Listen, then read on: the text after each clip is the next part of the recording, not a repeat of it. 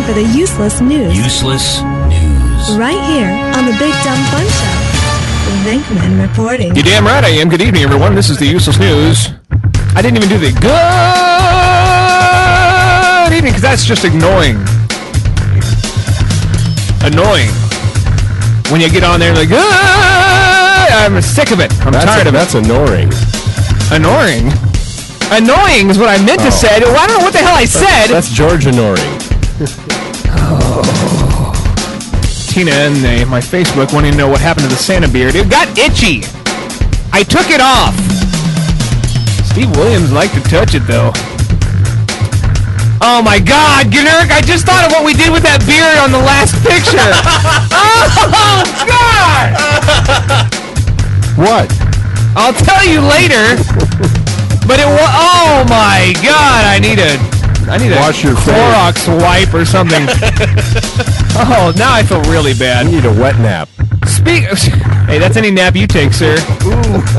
The most unproductive day of the year is today. Yes! Yes! Miller time. Researchers say that Monday, October, or may I say Rocktober 26, will be the most unproductive day of 2009 as workers' morale is hit by a darker evenings brought by the clocks going back. Starting to get a little bit darker out, the nights are getting a little bit longer, and the morale is going to hit an all-time low. You know what else makes employees hit an all-time low? Layoffs. Productivity is expected to drop by 50% this week as a depressed staff struggle to come to terms with the dark nights closing in, reports the Daily Telegraph. Nights closing in? That will be depressing as well. Oh, God, I shouldn't have stole those CDs. Who steals CDs? I mean, do they even sell CDs anymore? A staggering 52% of workers admitted they will struggle to get to grips with their workload today. 8% plan to phone in sick because they're so depressed at the thought of going to work. The main problem here is daylight savings time didn't happen here. Yeah. On Saturday. It happens next week. The statistics emerged. Yeah. It's next week, daylight savings time. Well, so Halloween? Yeah. Ooh. A study of 2,000 workers by the Canary Island Tourism Board. Come on. What? They studied people that worked and lived in the Canary Islands. I'm really depressed, Mon. I'm depressed. The winter blues are no joke. If you find the winter months tough, particularly during December and January, you may suffer from seasonal affective disorder, which causes a low mood caused by the lack of light during winter. I'm guessing there's some sort of a pill for this. Like, what's that, stanky leg syndrome? What's that, like restless leg? Like a fake restless leg syndrome. It's like a fake. Yeah, you know what? I should be running right now. I had that in high school a lot. My mom was always like, "Why don't you just go run around the house?" And it just went away. I don't know. You got winded in 2 or 3 seconds. You son of a bitch. That's 2. One was off the air though, right. So this is the one on the air. I'm just gonna skip past the story. It's ran its course. Council bosses in Essex have issued a ban on drunken romps at a local graveyard after complaints from mourners. Did you say drunken rumps or drunken romps? Both. Grieving relatives were disgusted by revelers throwing parties, drinking beer, and enjoying sordid romps in Colchester Town Cemetery. Irate mourners have flooded the council with complaints over disrespectful behavior, according to The Sun. Now, council chiefs have drawn up a list of rules. Graveyard rules. By the way, it's the show following us. Graveyard Rules with Steve Williams. That's right. They've had no heavy petting. At the cemetery? No bikinis, no parties, warning people how to behave. Council member said, with responsibility for the cemetery, we've had men going around wearing nothing but shorts and women dressed in bikini tops. And I don't believe that people are mourning want to see that. You know what? Just stick your morning business over here, and we'll be partying it over here. Other people have been having parties up there. While I agree it's reasonable for people to celebrate the memories of a loved one, keep your top on while you're doing so. You know, Dad used to work and own a strip club. He feels right at home, dancing on his grave. That pole that we installed. The council is also banning people from putting up wind chimes in trees. Why are people tucking dollar bills in the coffin? That's when for flowers. when I heard the stories about how certain people were behaving in the cemetery, we decided to make some changes to the rules as soon as possible. It's not just acceptable for people to act in an antisocial or disrespectful way in a graveyard. Why is that cadaver wearing a bikini? Hey there! Well, I thought you've sure slimmed down. And it shows.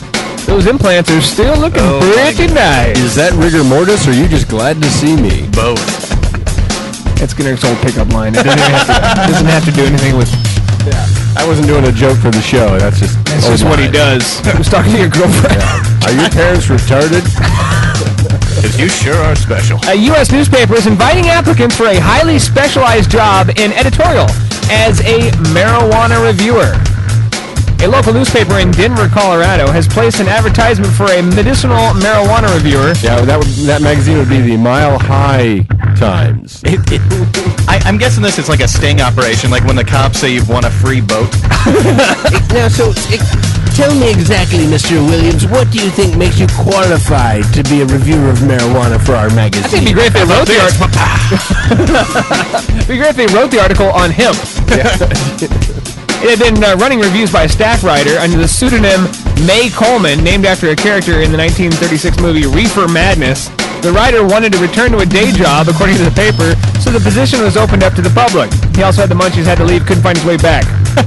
The job application involved writing a short essay on what marijuana means to me. The first response became within 5 minutes. Fast work for a stoner, the paper commends. How many stoners can actually write an essay? Yay. Tell you what, your deadline is going to be like next June. Are you going to be able to do that? Hey, you want a marijuana essay? Essay. Marijuana. I'm sorry, it's just an editorial for the Bugle.